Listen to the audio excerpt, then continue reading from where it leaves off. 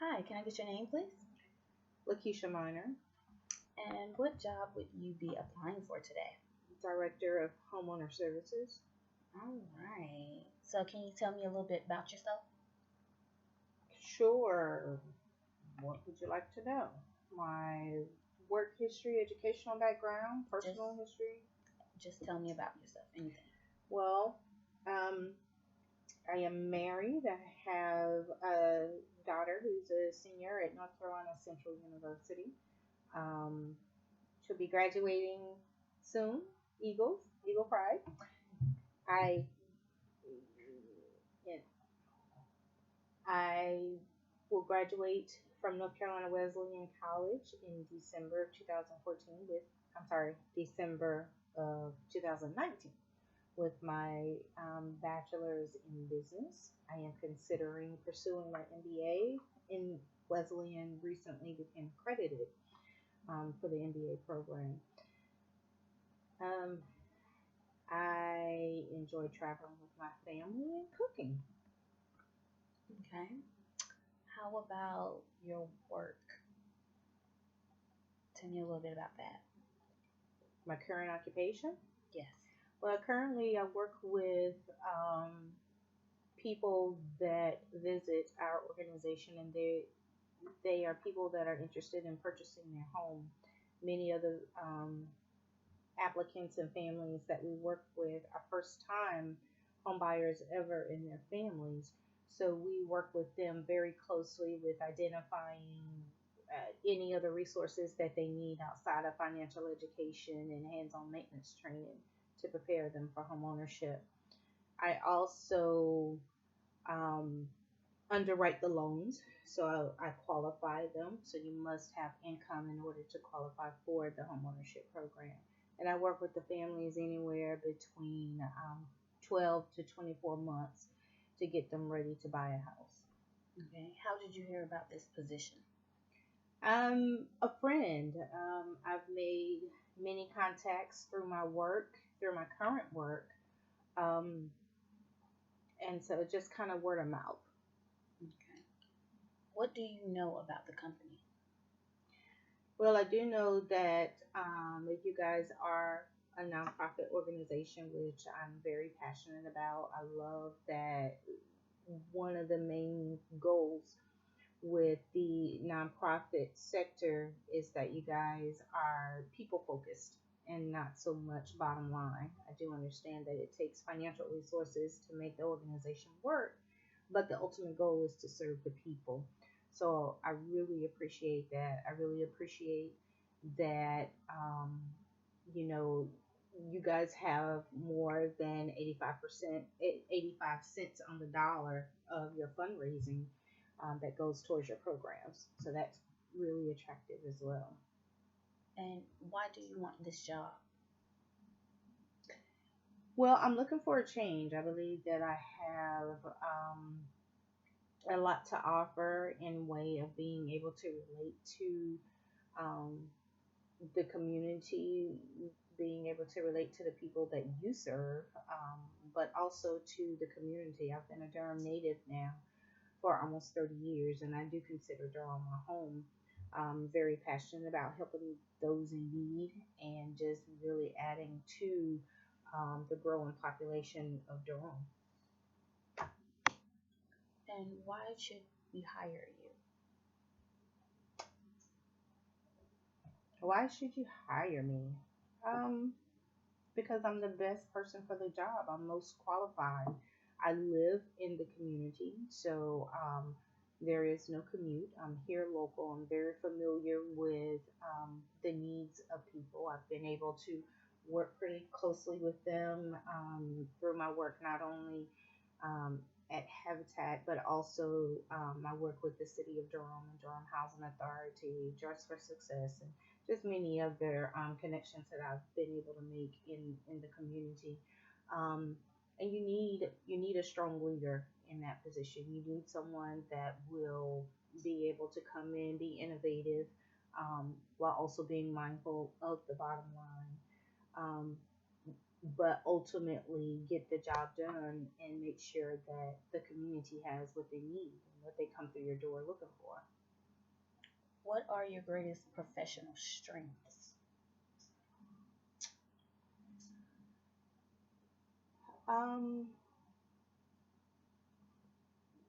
Patience. I would say patience, which has translated to um, innovation. Patience in the sense that, as you guys probably know, in the nonprofit realm, you never know what you're going to get coming through the door. Very a vast array of personalities, people from different backgrounds, whether they be people coming through your door looking for services, or donors or volunteers, just different personalities on a daily basis, and being able to meet people where they are and addressing those needs. It does take a lot of patience. It takes a lot of listening, and I think that that is one of the strengths in any leader that will make you a successful leader. How that patience can lead to innovation is understanding where people are. Again, it could be that there's, some software, intake software that would be able to that would help us serve more people, because, instead of them trying to get out in the cold weather and find transportation, they can, maybe apply online, or do something within the comfort of their homes. So patience that can translate to innovation. What do you consider to be your weakness? Um, my weakness.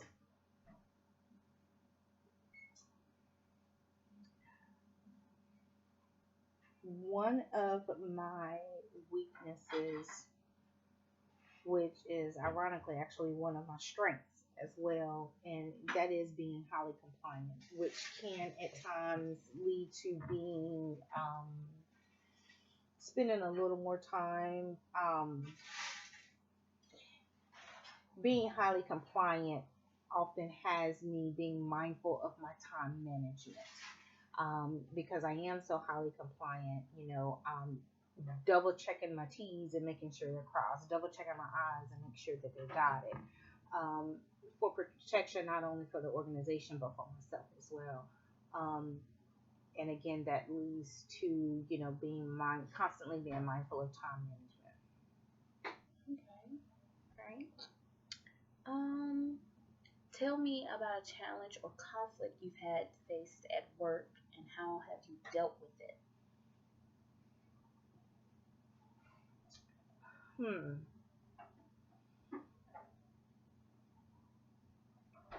Well, one of the more recent ones um, that I've had to encounter is is that we had a person that was initially admitted into the program, um, but at some point did not, they no longer qualified. And so it was a tough conversation to have with that person that, hey, you it's time to move on. And there was a lot of opposition with that. So it took a lot of,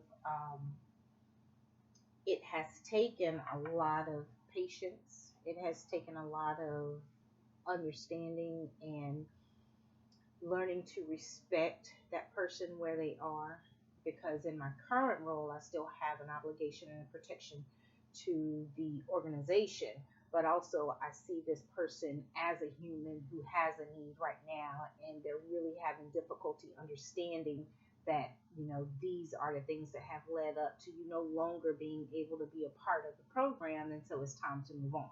But that person hadn't really grasped that yet, and they hadn't moved on. So it's been a challenge with just really being patient with them, and separating the legal part of what we have to do as an organization and trying to find a way to provide resources for that person that need to transition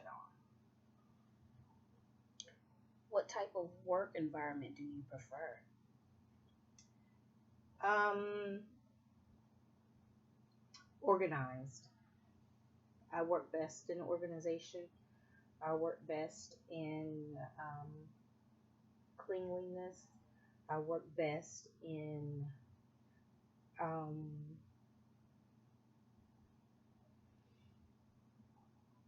I don't mind distractions so much, but at a medium tone of noise. Yeah, but Gotcha. How would your boss and coworkers describe um, how would they describe me? Um, they would say that I'm very decisive. They would say that I'm um, very supportive. They would say that, well, what I've heard a lot recently is that I am unshakable. So you? Okay. I'm still trying to figure that one How do you deal with pressure or stressful situations? out.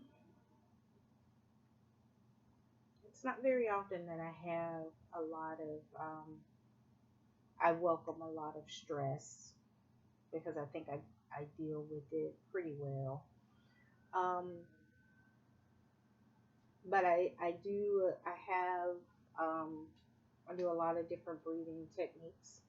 I am a woman of faith, so I do pray.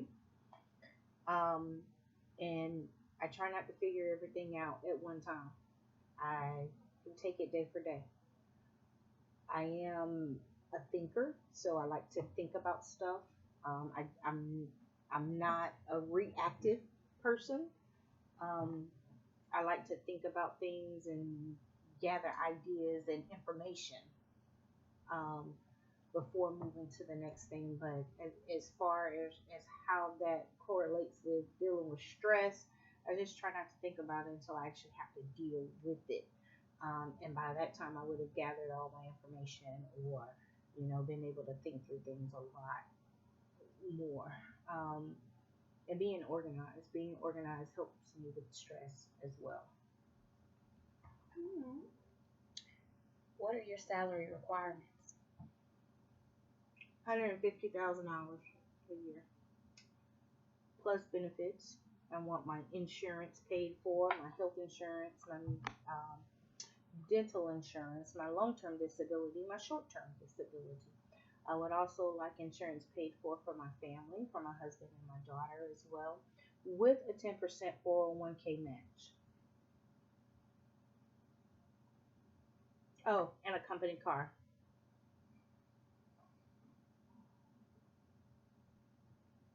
Okay. Do you have any questions for me? Yes. When are you guys looking to fill the position? Um, by Monday of next week. Okay. And will the position be available immediately, or is there a transition? No, it will be available immediately. And do you guys have any other interviews after you speak with me, or what are the next steps? Yes, we do have other interviews after you. So if you are qualified after this, we will give you a phone call if you get the job. Okay. And if I'm not selected for the position, will you guys be extending me a courtesy? Yes, we will send you an email. Okay. Perfect. Okay.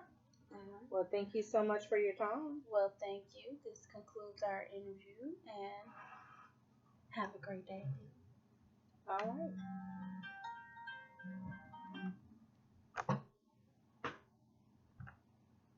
What have you been waiting on?